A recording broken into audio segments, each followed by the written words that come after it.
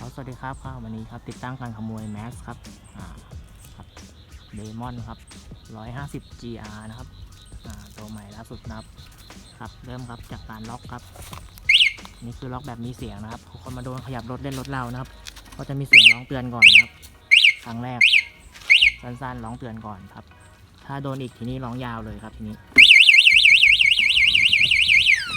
แต่ถ้าเราไม่อยู่ที่รถนะครับไม่เกิน30 วิครับจะเงียบไปเองครับครับกดล็อกครับ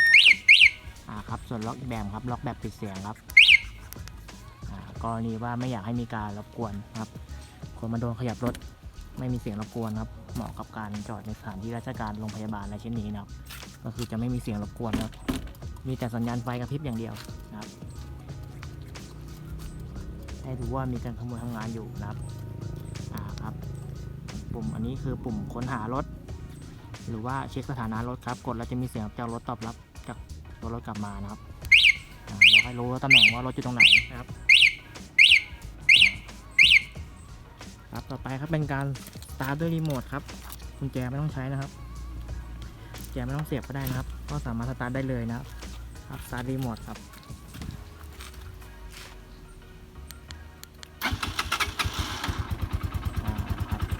เครื่องติดแล้วครับก็คือสามารถขับขี่ได้เลยนะครับสตาร์ทรีโมทครับกุญแจไม่ต้องเสียบครับก็สตาร์ทได้เลยนะครับดับเครื่องครับทีนี้ก็คือการสตาร์ทด้วยกุญแจครับแต่สามารถสั่งดับเครื่องได้ด้วยรีโมทนะครับสั่งด้วยกุญแจตามปกตินะครับครับดับเครื่องครับสั่งดับเครื่องด้วยรีโมทครับ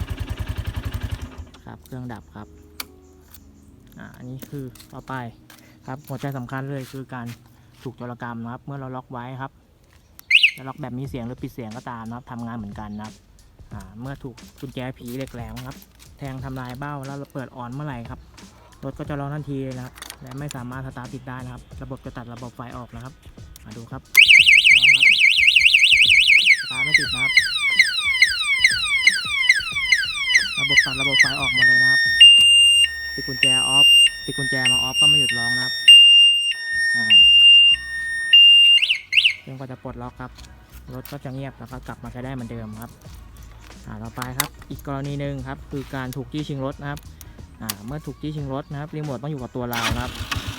ถูกจี้ชิงรถแล้วถูกขับไปนะครับรีโมทอยู่กับตัวเราในระยะทำการนะครับให้รีบกดล็อกได้เลยนะครับไม่ต้องกดล็อกไม่ต้องกดปลดล็อกนะครับกดล็อกอย่างเดียวเลยครับกดล็อกอย่างเดียวครับรถก็จะร้องครับแล้วรถก็จะดับนะครับดูครับรถร้องครับเดี๋ยวรอรถดับครับรถดับแล้วครับก็คือไปไหนต่อไม่ได้แล้วครับไปต่อไม่ได้แล้วจะปิดกุญแจออฟก็ไม่หยุดร้องนะครับจนกว่าจะปลดล็อกนะครับรถก็จะกลับมาใช้ได้เหมือนเดิมตามปกตินะครับ